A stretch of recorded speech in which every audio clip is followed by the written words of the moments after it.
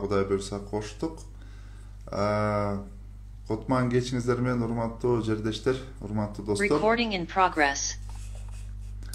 Бүгүн Кудай буйрса дагы бир иретте ошол Чикагодагы өзгөчө кыргыз мектебинин негизги жамаатынын ушундай демилгеси менен уюштурулуп атат. Бүгүнкү темабыз көрөк эмоция келет. Эмоция анан эмоционалдык интеллект акырындан киребиз. Мурунку сабактарда биз көбүнчө коркууга киргенбиз. Сезим жакшыбы, жаманбы деп кээ бирөө сурайт, бирок негизи сезимдер Алла Таала бизди ошол сезимдер менен жараткан. Анан бул сезимдер бизге керектүү нерсе да. Мисалы жаман, жакшы деп азыркы учурда биз акылга салган, канчалык туура же туура эмес ошонун үстүндө дагы сүйлөшөбүз бүгүн Кудай буйрса.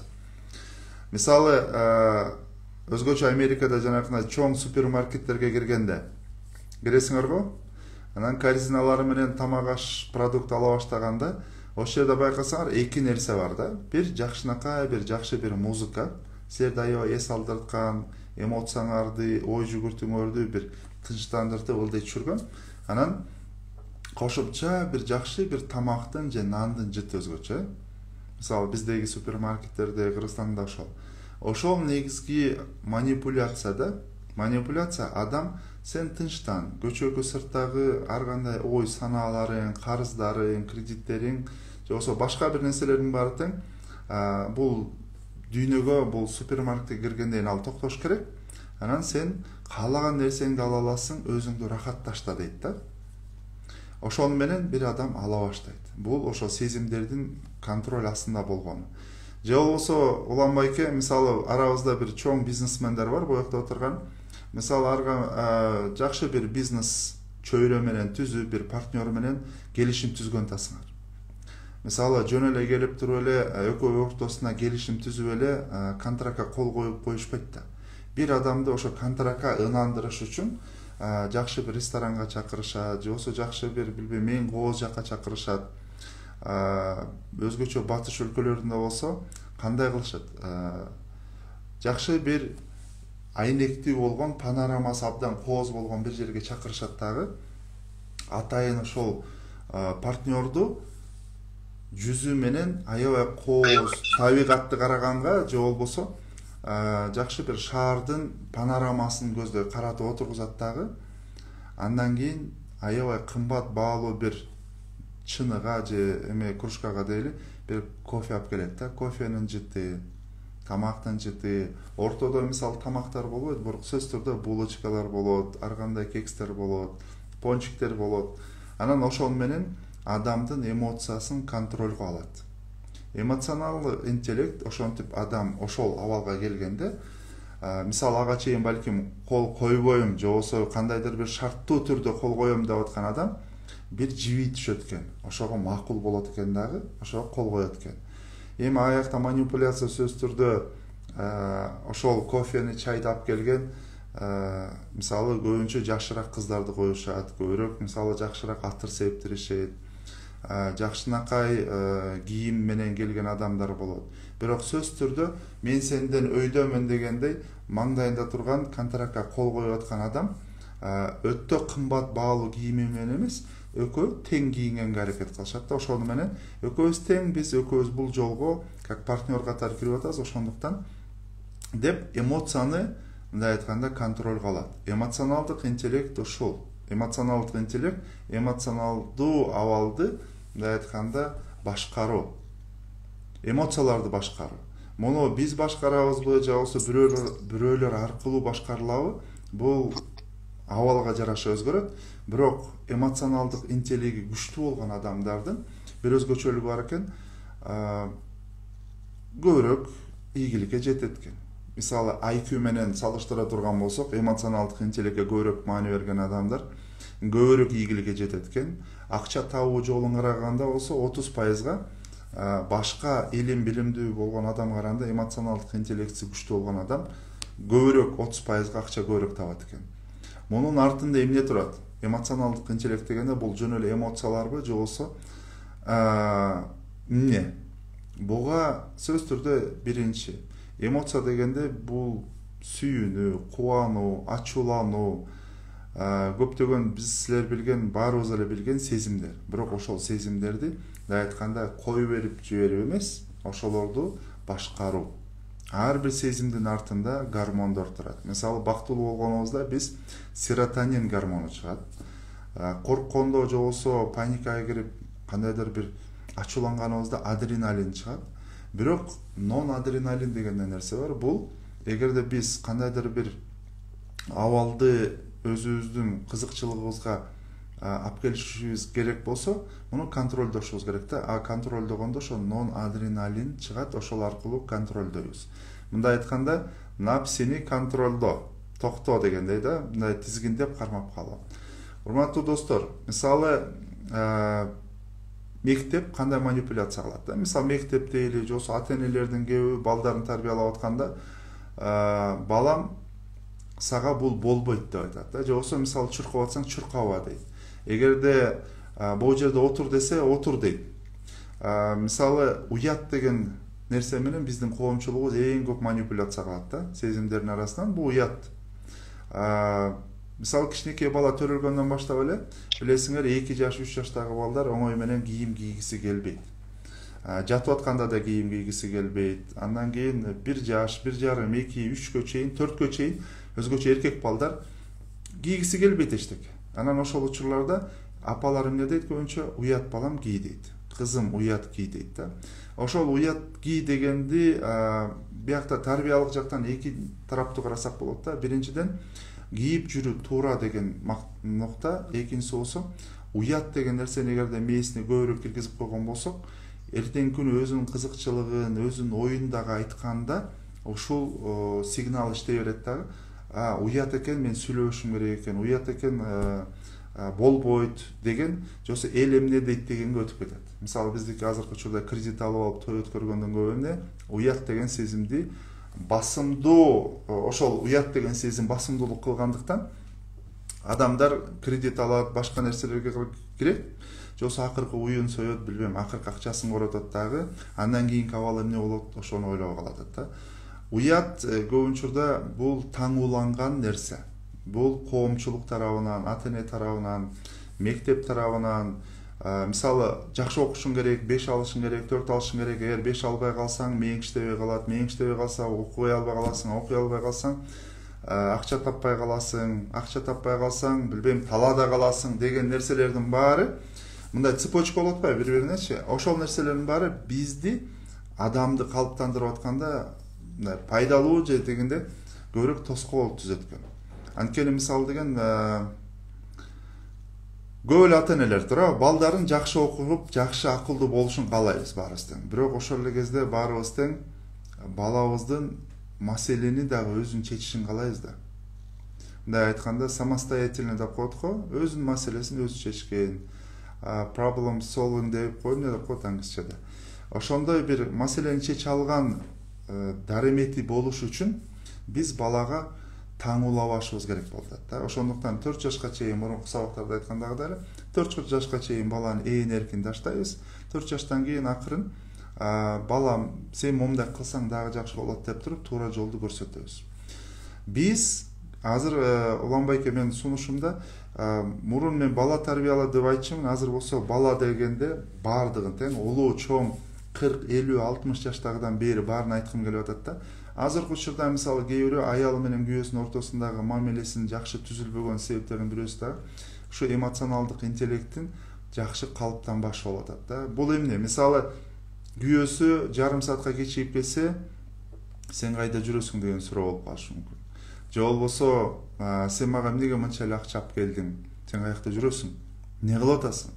Баласы мектептен кечигип келсе, эметет. Бирок ошонун артындагы эмоционалдык абал, бир апа, кээ бир мисалы эркек өзүнүн абалына жараша, бул эмне кызганып атат деп ойлошу мүмкүн. Же болбосо эмне эле апам жини келип элет деп туруп бала ойлошу мүмкүн. Бирок анын артында капалануу жатат да. Ошол баламдын башына бирдеме келбесе экен деген капалануу. Бир мисалы ар кандай жаңылыктарды угуп атып, авария болуп калбайбы, жолго чыкты, сапарга чыгып атат, бирдеме болбойбу деп, ошол коркуу сезими капаланууга алып келгендиктен, анан сөз критикалык абалда чыгып калат да. Бирок биз критиканы көтөрө албайбыз да. Биз эркекпиз. Же болбосо балдар дагы критиканы көтөрө албайт, өзгөчө өспүрүм жашка, переходной возрастка келип калган учурда. Ошондуктан биякта эмоционалдык интеллектте мындай техникалардын бирөөсү бар да. Муну транзактный анализде эмелерде айтат, мындай я послание деп айтылат да орусчада. Бул мен аябай кабатыр болуп атам, кайда жүрдүң алтыным? Мисалы, мен аябай кабатыр болдум, аябай кыжалат болдум, аябай кичине кайгырып атам, же болбосо мындай кичине ичимде капа бар деп орусча айтканда я волнуюсь, мисалчы. Я очень беспокоюсь. Ошого окшогон сөздөрдү айтканда адам мен капа кылып алыптырмын, кайгырып атыптыр деп ошону түшүнөт дагы, ошонун арты менен сөз туурага келет да, туура нукка келет. Бирок сен тили менен сүйлөгөндө ты чё дурак деген жосу, сен эмне каякта жүрөсүң, вообще мындай ойлоносуң, мээң иштейби сен. Кичине мындай саатты карабайсың, саатың каякта? Телефонду алып койсуң, смске жооп бербейсиң, каякта жүрөсүң мындай? Сага айтпадым беле, смс менен жөнөтпөдүм беле, сен тилин колдонгондо бул критика болот дагы. Биз ошол кайсыл сезим менен артын айтайын деп атканда эмес, түзмө-түз кабыл алгандан анан жарылабыз, анан урушабыз, анан конфликт болот. Ошондуктан тарыштар болот. Ошондуктан бир сунуштардын бирөөсү эмоционалдык интеллектте байланыш түзүп атканда сен тили менен эмес, мен тили менен сүйлөшүшүбүз керек. Муну сен мен тили деп коет да. Урматтуу достор, эмоционалдык интеллект өтө маанилүү. Эмоционалдык интеллектси бул туаса болгон нерсе эмес. Бул убагы менен бала төрөлгөндөн кийин бул мындай айтканда үйрөнүлчү нерсе. Ошондуктан бир баланы күчтүү, бир адам негизи эле күчтүү болуп тарбияланыш үчүн өзүнүн эмоциясын тааныш керек. Мурунку сабактарда айткандагыдай эле баланы тарбиялағыңар келип атса, баланы тааныгыла. Адамдарды, мисалы, эгерде бир компаниянын жетекчиси болсоңор, астыңарда билбейм 10 киши бар, 100 киши бар, 200 киши бар, ошол адамдарды таанышыбыз керек. Ошол адамдарды тааныганда гана биз аларга туура багыт бере алабыз, туура. Мисалы, технический данные күчтүү болгон адамды, мисалы, силер инженер кыласыңар да, же болбосо ошондой технический отделга койсоңар. Тили күчтүү болгон адамдарды, коммуникациясы күчтүү болгон адамдарды, балким ошо работа с общественностью деп коет го, коом менен иштеген жака коесуңар, секретарь коесуңар, сүйлөгөнгө же тренер кылып коесуңар. Эгерде бир адамдын мындай сөзгө кыска, бирок көз карашы катуу болуп, мурунку милиция болгон же болбосо аскердик бир кандайдыр бир жактан келген адам болсо, аны балким охрана койсоң. Ошого окшон ар бир адамды таанышыбыз керек да. Ар бир адам өзүнүн ордун табыш керек. Ошондуктан эгерде силер бир жетекчи катары финансовый департаментке финансисттерди, күчтүү адамдарды койсок, ошондо финансовый жагыбыз так кете баштайт. Эгерде мындай айтканда отдел кайсы жака коюш. Ошондуктан ата-эне болобузбу, жубай болобузбу, билбейм, компаниянын жетекчиси болобузбу, сөз түрдө адамдарды таанысак, бизге жеңилирээк болот, биз адамдар менен оңой баарлаша алабыз, маани бере алабыз. Дагы бир нерсе бар экен да, бул эмоционалдык интеллект, бул кызыгуу да кирет буга. Мисалы, любопытство дейт го, интерес. Ошол мисалы бир адамдын интерес болгондо кайсы гормон чыгат? Дофамин деген гормон чыгат да. Мисалы бир адамга, мисалы жубайлар боюнча айтканыбызда биз ар дайым айтабыз да, ар дайым бири-бириңерге кызык болгула. Мисалы романтика деген нерсе эмне? Мисалы баары теңире сурайт го, жаңы үй бүлөдө романтист болсо, айымдар жеңелердин көбүнчөсү ушу жолдошторунун аябай романтик болушун каалайт. Ошо романтик болуш үчүн эң биринчи достор кызыктуу болуш керек. Мындай айтканда жаңыча кызыктуу китептерди, жаңы бир баракталарды ачып туруш керек. Мурунку эле китептер эмес, жаңы баракчалар. Ошондо дофамин өсөт да. Мисалы бала кезинде, жаш кезде баарын дофамини көбүрөөк болот. Андан кийин карыган сайын дофамин азая баштайт экен. Бул эми табигый нерсе да. Ошондуктан бирөөгө кызыктуу болуш үчүн, мисалы бир компания, же болбосо азыркы учурда маркетинг туурабы, бир товарды чыгарып атабыз рынокко. Сөз түрдө кызыктуу болушубуз керек да. Маркетинг деген сөз бир адамды өзүңө кызыктыруу деген сөз. азыркы учурда маркетингсиз эч бир жумуш жүрбөйт да туура, эч нерсени сата албайбыз. Ошондуктан бүт нерсенин баары тең бирөөгө кызыктыруу болушу керек да. Ошон үчүн дофамин керек. Бирок кээ бир адамдар ошо дофаминди өзүндө болбогондуктан же аз болгондуктан башка бир нерсе менен басышат. Мунун аты алкоголь, анан наркотик. Анткени искусственно, мындай айтканда, жасалма дофаминдин бере турчу нерсе бул арак, анан наркотик. Ошондуктан адамдар, мисалы, бизди мисалы социалдык сеттерге, билбейм, Facebook'тарда, же болбосо Instagram'дарда, YouTube'дарда карап атканды карасаң, билип билбей 2 саат отурганыбыз же 1 саат отурганыбыз болуп кетет, туура? Отуруп калабыз, кандай болуп калган. Эмнеге? Кызыга беребиз, анан дофамин бизди мас кыла берет. Бул дагы бир сезим. Ошондуктан эмоциялар жөнүндө кетип баратабыз. Анан ошол нерсе бизди кызыктырат, андан кийин 2 сааттан эмне үйрөндүм дегенде эчтеке болуп калат да. Анткени контроль жок. Эгерде контроль боло турган болсо, мисалы, бир бизнес кыла турган болсоңор, ошону изденсеңер, YouTube'да ал дагы бар. Ошол нерселерди изденсеңер, анда бир нерсеге жазасыңар, бир нерсени чогултасыңар, анда дофамин айтканда туруктуу болот, жакшы болот, өсөсүңөр, өнүгөсүңөр, үйрөнөсүңөр. Момда бир нерсе бар экен да, кимде ким ошол арак менен, наркотик менен дофаминди искусственно түрдө, жасалма түрдө көбөйткөн болсо, мисалы, Уланбайке жана арак ичкендер барго, же болбосо коньяк ичкендер, өзүндө эр жигиттикти, күчтүүлүктү, жанагы эрктүүлүктү табыш үчүн арактан табат да. Же болбосо наркотикти табат. Ошондо чечкиндүү боло баштайт да, эмоциясы күчтөнөт. Ичиндеги бүт эркектиги, эмоциялары, андай тамаша көйлөгү, акылы катуу иштей баштайт. Анткени ошол ооба, мындай күч берет да. Бирок ошону көп колдонгон, аракты, тамекини, наркотикти көбүрөөк колдонгон адамдардын бара-бара дофамини тез түшүп калат кайра. Андан кийин жашоого эч кандай кызыгы жок болуп калат. Кайра кызыгын көтөрүш үчүн сөз түрдө кайра эле арак ичиш керек, кайра эле тамеки чегиш керек, же болбосо кайра эле наркотик колдонуш керек болуп калат. Бул ошого жанагы байланып калат деген сөз ошондон да. Анткени аларсыз жашоо кызыксыз болуп калат. Ошондуктан бул кайра эле гормон менен, кайра эле эмоция менен байланыштуу нерсе. Биз адамдарды бул азыр айтып атканда жакшы эле түшүнүктүү болуп атабы? Дофамин, эмоциялар боюнча. Мына дофамин боюнча айтып кетсеңиз да кыскача, дофамин демекки адам төрөлгөндө дофамин менен төрөлөт, туурабы? Ооба. Бирок белгилүү бир убакта эгерде бала кызыгуусу болбосо, дофамин бара-бара өчө баштайт экен. Дофамин ар бир адамда болуш керек.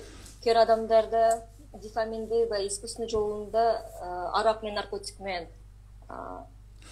бул мындай да, жанагы айтылгандай, биз эгерде бир бала төрөлгөндө ошол дофамин, бүт гормондордун баары тең болот. Андан кийин ошол бала дүйнөгө кызыгат да. Билесиңер да, почемучка учуру бар. 2 жашта, 3 жашта тили чыга баштагандан баарын сурай баштайт, баарын издене баштайт, баардыгына кызыга баштайт. Дүйнөнүн баардык жагын көргүсү келет. Бирок муну кылба, муну жасаба, бул уят, тигил болбойт. Сен муну мынтип калсаң вообще эле эчтеке кыла албай каласың. Уят менен, токтотуу менен биз баланын ошо дофаминин сындыра баштайбыз. Мындай айтканда, кызыгуусун сындыра баштайбыз. Кызыгуу сезими жоголо баштайт. Андан кийин ошо кызыгуу сезимин кайра пайдалуу болуш үчүн, пайда кылыш үчүн искусственно жасалма арак, наркотик, насвай, же болбосо башка бир нерселер өзүнө тарта баштайт. Түшүнөсүңөр? Ошондуктан бул бала же жөнүндөн жөн эле туура эмес коомго, туура эмес досторго пая кошулуп калды дагы анан иче баштады эмес. Бул талап. Түшүнөсүңөр? Бул талап. Биз дофамин бизге керек да. Биз мисалы үй бүлөдө делечи, канча кызыктуу болсо, канчалык романтик болсо, канчалык жаңы нерселерди айтып турса, жаңы сөздөрдү, жаңы жерлерди, жаңы бир нерсени көргөн сайын биз жашагыбыз келет, көбүрөөк көргүбүз келет, көбүрөөк нерседен рахат алгыбыз келет. Мисалы, рахат деле жөн эле келип калбайт да. Ал дагы ошол бир жаңы нерсени, жаңы нерсе кызыкканда. Ошондуктан кээ бир адамдар 40 жашында пианино ойногусу келет, скрипка ойногусу келет, комуз черткиси келет, кээ бирөө йогага барат, спорт менен кызыгат. Ошондуктан жубайлар, үй бүлөлөр, адамдар, компаниялар эч качан эми 40-ка чыктың болбоду деген нерсени унутушубуз керек болуп атат. Мына айтканда уят, болбойт, кылба, жасаба деген нерседен алысыраак болушубуз керек болуп атат. Адам күчтүү энергияны алгысы келсе, сезим анан энергия экөө бир. Эгерде эмоциялар күчтүү болуп барса, энергия келет. Коркуу дагы энергия алып келет. Мисалы, биз коркуп күчтөнгөндө эмне болот? Колубузга бутубуз чымыралып туруп энергия келип атпайбы? Кач деген энергия турат. Бүт нерсе момнайынан оңой менен ойноп турат. Бирок энергия бар. Ошондуктан биз баланын көзү өчүп калат. Мисалы, биз балдар менен иштешип атканда, кээ бир балдардын көзү мындай, жана көзү кара деп коет го. Токтоп калат көздөрү. Ошол көзү токтоп калган себеби ошол жашоого кызыгуусу жок болуп калат. Дофамин жок болуп калат. Анан дофамин эмне болуп атат? Балдар подростковый переходной возрастка келгенде, эрки күчтөнө баштаганда, эрктене баштаганда, мындай айтканда жанындагы достору өзгөрө баштаганда, анан ошол достору болсо өздөрүнүн дофаминин аракта, пивада, башка нерседе таба баштаганда, анан балдар, кыздар дагы ошол жака кызыгып, анан кете баштайт. Ошондуктан балдарга кызыктуу кылыш үчүн, жубайларга кызыктуу болуш үчүн, ата-энелерге кызыктуу болуш үчүн, компания кызыктуу өнүгүш үчүн, өсүш үчүн ар дайым кызыктуу, жаңы мындай вызов деп коет го, челлендж деп коет го англисчеде. Мындай айтканда, жаңы бир чакырык, жаңы бир талаптарды коюп туруш керек. Мисалы, мамлекеттерде өйдө ылдый ар кандай нерселер болуп атат. Биз кээ бир нерсе коркуп атабыз, бирок коркуубузду контролдогондо эмне болуп атат? Биз күчтөнүп атабыз. Мисалы, дүйнө жүзүндө экономический кризис болуп атат, ар кандай өйдө ылдый нерселер болуп атат. Биз эгерде болду өлдүм десек, токтоп калабыз, туурабы? Качабыз же болбосо үйүбүзгө жашынып алышыбыз керек. Жок, андай эмес. Биз көбүрөөк иштешибиз керек деп атабыз. Биз көбүрөөк кыймылдашыбыз керек, көбүрөөк бизнес кылышыбыз керек. Эгерде азыркыга чейин бир бизнес кылып атсаң, демек 2 бизнес кылышың керек. Эгерде бизнесиңди азыркы 10 000 сомго иштеп аткан болсоң, демек 20 000 сомго кылышың керек. Ошондуктан биз кызыгуу, өнүктүрүү энергиясын чогултушубуз керек. Бир адам энергиясы болот. Энергиясы, бир адамдын энергиясы кайсы жерден көрүнөт билесиңби, чолпончо? Көзүнөн. Көзүнөн. Ошондуктан бир адамдын көзүн карап туруп элечи, бул мындай. Кыймыл аракети, сөзү ооба, бирок көзүнөн да. Эмоциянын, сезимдердин эң чоң өзгөчөлүгү эмнеде экен? Эмоция ар дайым чыккысы келет экен сыртка. Эмоция чыккысы келет, бирок жанакы уят, анан болбойт, анан жасаба деген нерселерди кичинекей чагында балага мээсине куюп салган болсок, биз баланы мындай айтканда колун бутунан кесип салгандай эле болобуз да. Же болсо эртең күнү экзамен болот, бүттү болбойт деп. Ал эмес кээ Улан байке жана диний үй бүлөлөрдө дагычы ушундай бир нерсе бар да, жакшы ниети менен балким ошол апа же ата жанакы тигил болбойт, бул болбойт, кыздарга бул болбойт, эркектерге бул болбойт, сен билбейм 40 үйдөн тыюу салынат, анан 40 үйдөн тыюу салынат дегенди эми ар кайсы үйлөрдө жүрө бербе, ар кайсы жакта жөн эле убактыңды бош өткөрө бербе деген мааниде мен түшүнөм. Бирок кызга окуганга болбойт, кызга сүйлөгөнгө болбойт, кыз деген мындай оюн айтканга болбойт. Эми бул бир адамдын үйрөнүп жетилиши үчүн эң биринчи кызыгыш керек, андан кийин күмөн санаш керек. Биз ар дайым күмөн санайбыз. Мындай айтканда өзгө суроо беребиз да. Бул туурабы, туура эмеспи? Бул критический мышление. Бул туурабы, туура эмеспи дегенден анан изденебиз, кызыгабыз, анан табабыз. Ошондо туура жолду табабыз. Эгерде биз кызыкпасак, сурабасак, ойлонбосок, ой жүгүртүү болбосо, анда билбейм, анда эч кандай бир жыйынтыкка келе албайт ал адамчы. Ошондуктан биз, Кудай буйрса, өзүбүздүн баланын энергиялуу болушу же сотрудниктерибиздин энергичный болушу үчүн сөзсүз түрдө биз көбүрөөк кызыгууга, көбүрөөк алдыга жылууга жана мындай умтулганга шарт түзүшүбүз керек да. Бул кандай болот? Мисалы, компаниялардачы жанагындай HR менеджер дегендер бар, отдел кадрлар. Ошол отдел кадрлардын негизги максаты, билбейм, бир компанияда 200 киши иштесе же 100 киши иштесе, ошол сотрудниктерди коргоп калуу, сактап калуу, же болбосо сапаттуу адамдарды жумушка алуу. ошолордо менеджментте, HR менеджментте мондай бир өзгөчөлүк бар экен да. Адамдарга жаңы вызовтуу болгон жумуштарды бериш керек экен. Мисалы жолбончу бир билген адамды эмес, кээ бир учурларда ошо билгени, билими жетпей аткан адамды койсо, ал адам ошол жака барып туруп, мисалы биринчи күнүндө эле жумушка киргенде эле стресс болот да. Мен муну билбейт экен, тигини билбейт экен, дейт экен да. Анан дофамин көбөйөт, анан үйрөнө баштайт. Аракеттене баштайт, издене баштайт, көбүрөөк иштейт экен. А эгерде бир билген адамды алып келсеңер, ал билген адам муну билем, тигини билем дейт дагы, 20 мүнөттө же 30 мүнөттө алып жумушун бүтүрүп коет дагы. Андан кийин эмне болот? Андан кийин иштегиси келбей баштайт. Андан кийин акчасы аз көрүнө баштайт дагы. Мен момчу иштеп атам, мага $2000 эле берип атат. Эгерде мен азыр Чикагода иштегенимде мага деген буга $10,000 спокойно бермек. Мен эмне жүрөм мен Кыргызстанда дей баштайт.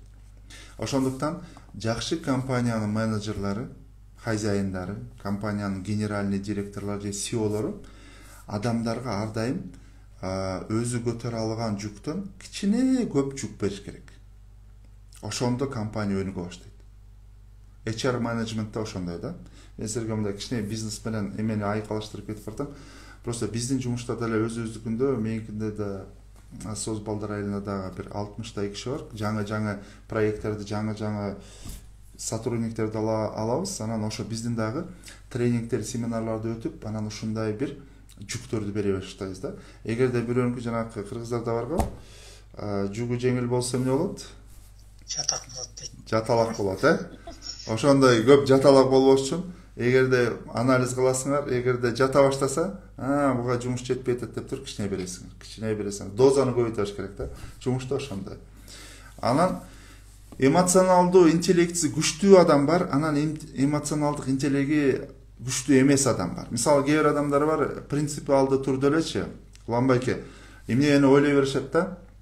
Мен момундай болушум керек, баардык нерсе билимге байланыштуу, баардык нерсе мисалы дин жолунда жүргөндөр дагы, башка мектеп образование жагында жүргөндөр дагы айтат да, баардык нерсе математикадан башталат дейт да. Математикасы бүтпөй, иштек болду дейт.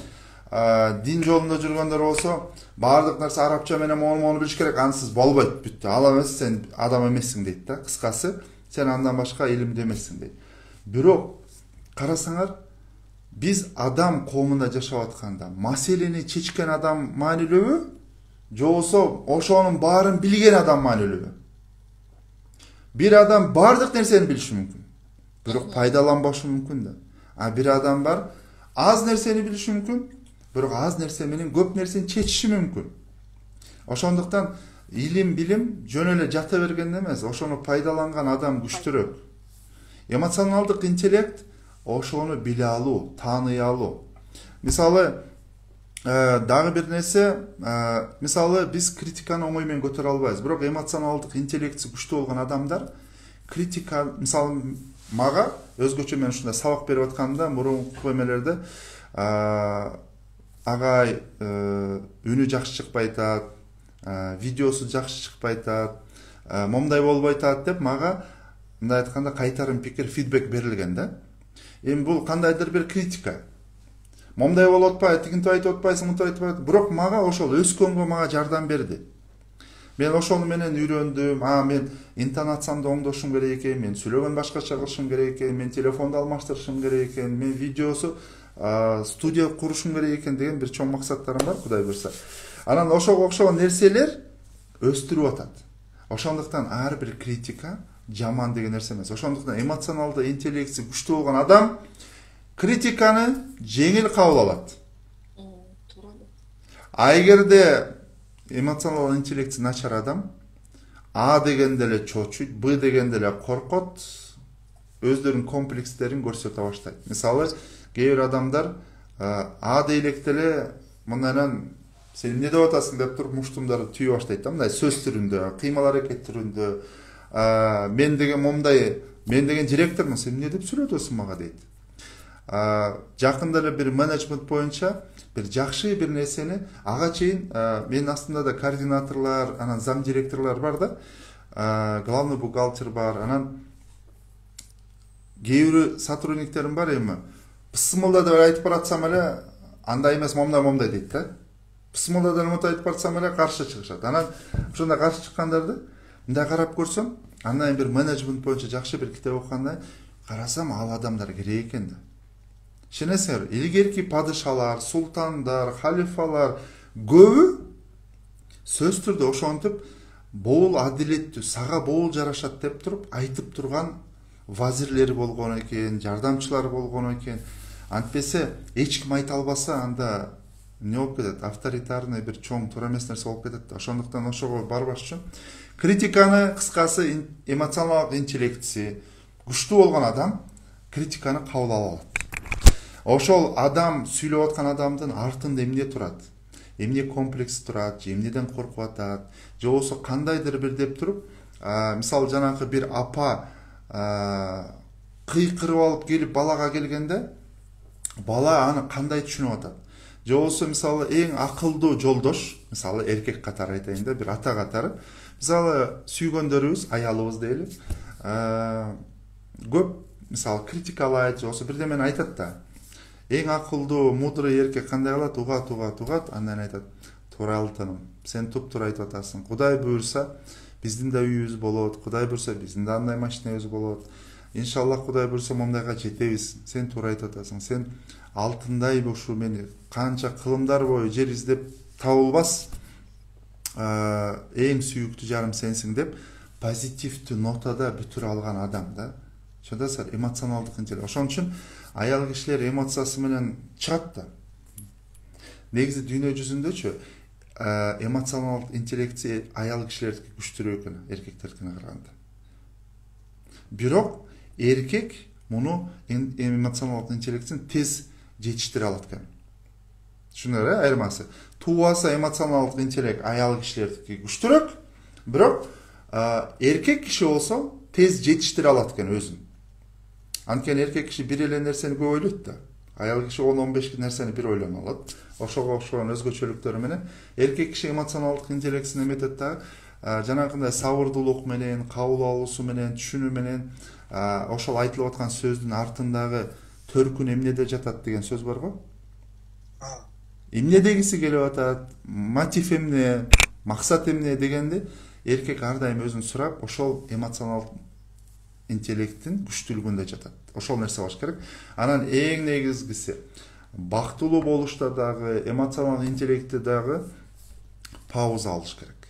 Мисалы бир кандайдыр эмоция менен келген адам бир келди, айтып атат, бир пауза алыш керек. Анткени бир эмоциянын убактысы 3 мүнөттөн 5 мүнөткө чейин, эң узагы 8 мүнөткө чейин дейт да. Ачууланганда деле ошол гормондор чыгат, анан кайра басаңдай түшөт. Түшүнүңөр, мисалы ачууланганыбызда не болот? Бул кекиртегибизге адреналин келет дагы, кызара баштайбыз, колубузга кан келет, ачууланабыз, боягыбыз ачыша баштайт. Сүйүнгөнүбүздө дагы уш жерге кайра ылдыйраак келет. Анда болсо сүйүнгөнүбүздө ылдыйраак келет, ысынабыз, сүйүнөбүз.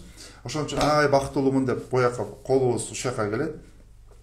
Бул эмоциябыз. Ошол эмоцияларыбыздын убактысы 5, 6, 8 мүнөт максимумга чейин. Ошондуктан эмоциялар жакшыбы, жаманбы? Эмоциялар бар, баары эле жакшы.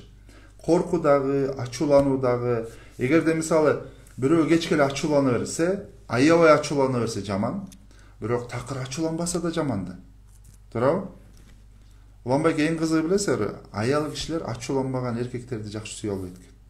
Ошон үчүн ачууланып туруш керек. Кичине. Бирок ооба, мындай айтканда ортосун табыш керек ар нерседен. Бирок ачуулануу деген сөз колго ар кайсы нерсени алып алып туруп чаап ыргытып согуу эмес. Ачуулануу кабакты түйүп туруп анан сүйлөшөбүз. Билбейм, жоксо кое тур. Жоксо мен сага муну айтпадым беле. Кайра ушу теманы көтөрө бересиң. Мындай билбейм, эми ар бир үй бүлөнүн көзөнчө, бирок кандайдыр бир үйдөгү акыркы сөздү ата болсо, мисалы эми ата менен апа экөө кеңешип чечишиптир, анан бир чечимге келе турган болсо, тактык керек да. Мындай айтканда, сөз кыска, нуска, так, чечкиндүү сезим менен, ой менен тактык атадан же билбейм эгерде матриархат болсо ападан чыгыш керек да. Ошондуктан айтылыш керек. Бирок эгерде негатив эмоциялар бириге берсе, кээ бир адамдар чыгара албайт да. Мисалы биз эгерде жанагындай эң күчтүү эмоционалдык интеллектisi күчтүү адам ким? Бул бала кезинде эмоциясын танытылган, эмоция эмне экенин билет, мамиле эмне экенин билет, дисциплина эмне экенин билет. Бардык нерседе адамдар менен мамиле түзүлгөн, үйүнө конок келген, коноктор кетишкен. Мындай айтканда, адамдар менен аралашып жашаган адамдарда эмоционалдык интеллект күчтөнөт. Чоңойгондон баштап, адамдар бири-бири менен кошуна колон мамилесин билет, тууган туушкан менен мамиле билет, адамдардын ал-акыбалын сурайт, билбейм, туулган күндөрүндө куттукташат, телефон менен чалып аман эсенсиңби, кандайсың деп туруп 5 мүнөтүн бөлөт. Ошол окшогон жакшы нерселердин баары бул эмоция менен байланыштуу. А бирок кээ бир адамдар бар, эми кичинекей чагында эмоциясы танытылган эмес. Ал эмоциялар танымактыгы басылып калган да, мындай айтканда жанчылган мындай. Күлбө, сүйлөбө, баспа, турба, жатпа, уйкучу, жалко, дагы эмнелер бар. Кыскасы, мындай айтканда, уктаса уктатпаган, турса тургузбаган, китеп окуса окутпаган, кызыгып бир нерсени сураса, сага да чоңойгондо үйрөнөсүң, сен кичинекейсиң. Сен кичинекейсиң. Же болбосо бир нерсени кылып атса, бул сага болбойт, бул уят. Уят деген сөз менен бүт нерсени жаап салган бир бала же кыз чоңойду дейбиз. Ал эмне болот? Эмоциялары кысылат. Аялы менен күйөөсү, же болбосо компанияда же жумушунда, билбейм, баарына зарплатасын көбөйтүп атат да, аныкын көбөйтпөй койсо, унчукпайт. Мейли, мында деле бир патронубуз, шефибиз билсе керек деп унчукпайт. Же болбосо өзү көп иштеп атса, билбейм, 8 саат иштеш керек болсо, 10 саат иштеп атса, барып туруп таламын талашып, эми мен 10 сааттан иштеп атам, бул иштерди кылып атам, кошумча ушундай жумуштарды кылып атам, мага үстүмө акчам да жетпей атат, мага кошуп бере аласыңар деп айтканга дарамети жетпейт. Мындай айтканда эрки жетпейт, анткени басынып калган да. Билбейм, канчасы өзүнүн сүйгөнүнө жетпей өтүп кеткен. Билбейм, бир эркек же кыз мен сени жакшы көрөм деп айта алган эмес. Үй бүлө түзсө дагы үй бүлөсүнө да айта албайт. Анткени менин оюм мен айтсам эмне болмойлу, мен айткан оюм менен кимге эмне дегендей да. Менин оюмду, менин үнүм да жакпайт мага деген. Канча адам бар? Мен өзүнүн үнү өзүнө жакпаган адамдар бар го, толтура. Мунун баары эмнеден? Эмоцияга айрыла. Мисалы, психокоррекцияда же болбосо ошол эмоция менен оңдоо процессинде психологдор көбүнчө күзгүнү колдонот. Эгерде педагог психологдордун кабинетине кирген болсоңор, мындай күзгү болот. Балдар өзүнүн күзгүдөн карап алып сүйлөшөт. Адамдар күзгү барышат. Ошондуктан эмоцияларды күчтөнткөнгө келсе, эмоционалдык интеллект, эгерде кээ бир кылдыйраак болгон болсо, эртең менен эрте тургула да күзгүгө барып алам. Улан ты молодец. Нурбек, ты молодец. О, чопа. Все у тебя будет классно. Мен колуман келет. Вау, деп туруп, Сыргак Жырганбаев, Жаркынбаев деген кириптир. Сыргак, ты молодец. Айгүл, о. Келет деген мээге установка ар дайым жарайт. Ошондуктан көп, мисалы, акылдуу, күчтүү, бай адамдардын үйлөрүндө күзгүлөр бар. Эми кээ бирөө билбейм, күзгү менен ар кандай жаман ойлорду эле болушу мүмкүн, бирок күзгү менин оюмча эң жакшы декорация катары деле, анан үйдө күзгү турса, адам өзүн карай алат. Анткени күзгү менен кароо менен адам өзүнүн кемчилигин да көрөт, артыкчылыгын да көрөт. Бирок эгерде позитивдүү жагын көргөзгөнгө, мисалы психолог, психотерапевттер эмне көрөт адам? Адамдын күчтүү жагын көрүш үчүн да. Мисалы кээ бир адамдар бар, өмүр бою жашайт, бирок өзүнүн күчтүү жагын билбейт. Мисалы интеллект деген сөз эмне? Бул жөндөм деген сөз. Туугандар, жөндөм деген сөз эмне? Бул талант деген сөз. Мисалы бир адам тууаса, музыкальный слуху күчтүү, бирок аны эгерде эч ким музыкальныйга алып барбаса, ал кыңылдап жүрүп өтүп кетет да. Бирок кээ бирөөнүкү жок болушу мүмкүн. Бирок анын ата-энесинин акчасы болушу мүмкүн. Көбүрөөк акча берсе, ал балада болбойт, бирок кичинекей нерседен чоң кылып, күнүнө жумасына, билбейм, 5 жолу, 10 жолу бара турган болсо, саат корото турган болсо, ал жөндөм өсөт. Ошондой эле интеллект дагы өсөт. Ошондуктан буга деген подпитывать этип, сугарып, карап, мамиле менен сугарылат. Адамдардыкы баардык нерсе мамиле менен өсөт. Адам жылуу сөз, жылуу мамиле адамды өстүртөт. Мурунку сабактарда травма жөнүндө айтканда силерге да айта кеттим эле. Могу травмасы болгон, анан энергиясы жок, анан эмоционалдык интеллектиси төмөн болгон адам могу далыңарданчы бирөө баскандай болот, монтип басып. Эчтеке кылгыңар келбейт, монтип эле отуруңар келет, телефон кучактаңар келет, жаткыңар келет. Анда алсырай бересиңер, башыңарды ылдый кылгыңар келет. Башыңарды көтөрө албайсыңар. Монтсаң, как бы биринчи жолу көтөрүп аткандай сезесиңер. Анда төштү көтөрүш, далыны ачыш оор боло баштайт. Анткени далың аркыга кайыша баштайт. Арык семиз айырмасы жок. Эмоцияны басаңдаткан. Мунун эң жаман жагы эмнеде? Эмоция эгерде ошондо басылып, анан эмоция ичинде калып калган болсо, бул рак оорусуна алып келет. Бул психосоматика деген бар, уккансыңар. Психосоматика ар түрдүү ооруларга алып келет. Бир адам эгерде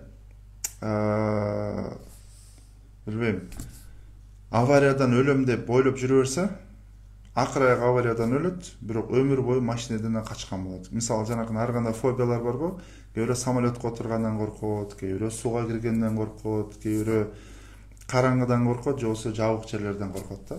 Ошого окшогон нерселер, коркуулар эмне? Бул кайра эле жашоодо кандайдыр бир травма, эмоционалдык травма. Ошол эмоционалдык травма адамды, мындай айтканда, бир түрмөгө, капаска салып коет да. Ошондон чыга албайт адам. Ошондуктан биз адам катары эмоционалдык интеллектиси күчтүү болгон адамдар бири-бирибизге көңүл бурушубуз керек, бири-бирибизге эмоциялык подпитка беришибиз керек. Мындай айтканда, эң жугуштуу нерсе бола албайт, бул эмоция. Эгерде бир адамдын үнү, сөзү, көңүлү, күлүшү, жадырап жайнап турганы, ишенесиңер, жугуштуу.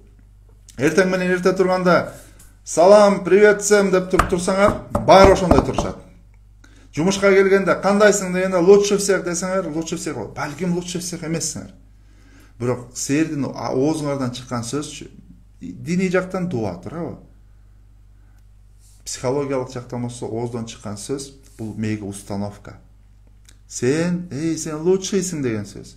Күзгүгө карап туруп, ты лучше всех дегенде, сен дейсиң. Эгерде биз жанакындай корку сезимдерди, мен азыр сүйлөп атам, семинар берип атам, азыр менин биягым карап атышат, мен биягыма угры чыккан, мен сакалым өсүп калган, мен чачым алына элек болчу. Эми эл эмне деп ойлойт? Азыр элдин астына ушинтип чыкпай эле койсом болмок экен деп ойлой берсем, мени бул эч жакка алып барбайт да.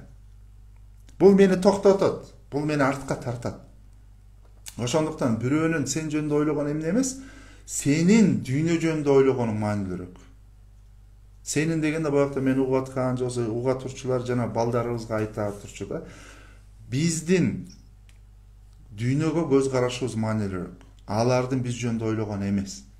Эгерде башкалардын ою менен жашасак, социалдык сеттерде бирөөлөр менен жашоосу менен жашасак, ырчы чоорчулардын жашоосу менен жашасак, биз өзүбүздүн жашообуз менен жашабай калабыз да, алардын жашоосу менен жашап калабыз. Ал бизди бактысыздыкка алып келет. Бактылуу болбосок, биз жашоодо ийгиликке жете албайбыз. Ийгиликке жете албасак, анда билбейм, дифамин түшөт, кызыгуу түшөт, анан жанакындай жаман ыймансыздыкка да кетип калышы мүмкүн, суицидке да барышы мүмкүн адам. Психосоматика раковый клеткага ойгондурат. Бул кандай экен дегенде, жанакындай корку, сезим да бир корку, туурабы? Мурунку сабакта айтылгандай, корку сезими. Корккондо мээ отключка берет да, мээ токтоп калат. Мээ токтогондо эмне болот? Кайсы бир денебиздин бир жериндеги бир клеткага тамак жетпей калат. Ал тамак жетпеген клетка жанындагы клеткадан жей баштайт, көбөйө баштайт. Ошентип опухоль пайда болот. Жара пайда болот. Бул сөөктө дагы болот, мээде да болот, билбейм, клетканын бардык жагында ошондой болот. Ошондуктан адам өзүн жаңылаганга аракет кылыш керек. Ошондо Кудай буйрса, лучше всех болот. Жанакындай жүрүм турум бар го, эмоция менен жүрүм турумга акырындан өтө баштайбыз.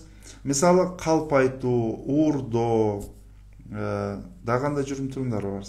Бирөөнү чабыйуу, согуйуу, бирөөгө зыян берүү, кезексиз бирөөнүн астына тура калуу, же болбосо мен улуумун деп туруп бирөөнүкүн ала калуу, кандайдыр бир өзүнүн абалынан кыянаттык менен пайдалануу, мен көп иштеп атам деп пара талап кылуу, же болбосо мен аз зарплата алып атам деп туруп балдардан чыгарган мисалы мугалимдер, ошого окшогон нерселердин баары бул жүрүм турум. Жүрүм турумдагы бузукулуктарды биз караганда, уланбай экен, биз эмоцияга карайбыз. Мисалы, бизге бир бала келди дейли, мисалы бир бала келди. Бир баланын жүрүм туруму бар. Мисалы, колу кармак. Эми урдайт деп айтпайм, мен колу кармак деп айтам да. Колу кармак эмнеден? Кайсыл эмоция? Эмоция бул өзүн баркытуу сезбегендиги. Мындай өзүнө болгон кадыры жетпегендиги. Жана кадыр барктоо дейт го. Бир адам өзүнүн кадыры барктоо сезбейт, ошондуктан мен айфон алышым керек, ошондо мен кадырлуу болом дейт. Кадыр барктуу болом дейт. Мен деген Lexus билбейм, же болбосо Land Cruiser алышым керек, килтеген жипти айдашым керек, ошондо мен кадыр барктуу болом дейт. Меники билбейм, бир этаждуу же болбосо эмес, меники Манхэттенде дуплекс үйүм болуш керек деп мен урдуруп атам. Америкага мен аткан. Кыскасы ошого окшогон нерселер адамды ар дайым туура эмес нерсеге түртөт. Анткени өзүндө боягында боштук бар, бош нерсе бар да. Өзүн кадыр баркы төмөндүгүн сезип турган. Ал эмнеге? Алын биринчи үйрөнгүсүн ким берген? Ата-энеси берген. Ата-энеси сен мага жетиштүү жакшы бала эмессиң деген. Же болбосо сен мага жетиштүү кыз эмессиң. Сен эгерде жакшы окуганыңда мен сени жакшы көрмөкмүн. Эгерде сен жакшы сүйлөгөнүңдө мен сени ырды тез жаттаганыңда, ыр сүйлөгөндө, ырдаганыңда, билегениңде мен сени жакшыраак көрмөкмүн деген нерселерди мугалимдер жана ата-энелер балага талап койгондуктан, алардын талабына жараша жашап калгандыктан ар дайым өзүн кадыр барктуу сезбейт. Бир адам балким жөнөкөй эле бир билбейм, шопур болушу мүмкүн, бирок бактылуу шопур болушу мүмкүн. Өзүнө болгон кадыр баркы жетиштүү, дос күтө алат, достору бар, үй бүлөсү бар, бала чакасы бар, балдары менен мамилеси жакшы, бирок бактылуу. Мисалы азыр Кыргызстандачы көп адамдар Америкада, Чикагодагы серге өзгөчө сыртта жүргөн адамдарга аябай соктанат дейли. Ушулар жырыгап эле жүрөт болуш керек дейт. Өзгөчө Американын сонун кинолорун көргөндө, вау, менин да тагам, менин байкем, менин акам ушинтип сонун Теслада жүрөт болуш керек. Күнүгө эле Илон Масктын жанында жүрөт болуш керек деп ойлойт. Цукербергдин жанында өкө тең чогулуштуу Илон Маскты көрсө ошонун жанында. Кыскасы адам өзүндө жок нерсени бирөөндө издейт да. Чатасар, өзүндө жок нерсе. Бирок өзүндө ошону пайда кылыштын ордунда бирөөндө көрүп коюп суктанып, мына кино көргөндөй, мен тагамандай мындай деп. Жосо мен классташым, улам деген классташым бар болчу, азден Чикагода, ал кыртай аякта, үй алган, аякта жыргап жүрөт, бала чакалы болгон, ал молодец деп баары айтып жүрүшөт. Анткени суктанып атышат. Бирок реальностьти силер билесиңер. Реалдуу жашоону силер билесиңер. Ошондуктан биз бирөөнүн жашоосу менен жашабаш үчүн өзүбүздүн жашообуз менен жашашыбыз керек. Бирөөнүн жашоосу, ошондо эгерде бирөө менен жашоосу менен жашап калсакчы, бул сценарий жертвы деп коет да орусчасычы, бул курман, мындай курман да, курмандык. Ар дайым курман. Мисалы жана азыр мисалы байгөне Зав району бар бияктачы, биздин Ысык районундагы билим берүү жаатындагы жетекчилер менен сүйлөшүп отурсак, мугалимдердин айлыгы көтөрүлдү. Эми 100% көтөрүлдү да. Мисалы 15 миң алып аткан болсо, 30-35 миң алды. Бирок жүзүндө жылмаюу жок. Сүйүнбөй эле.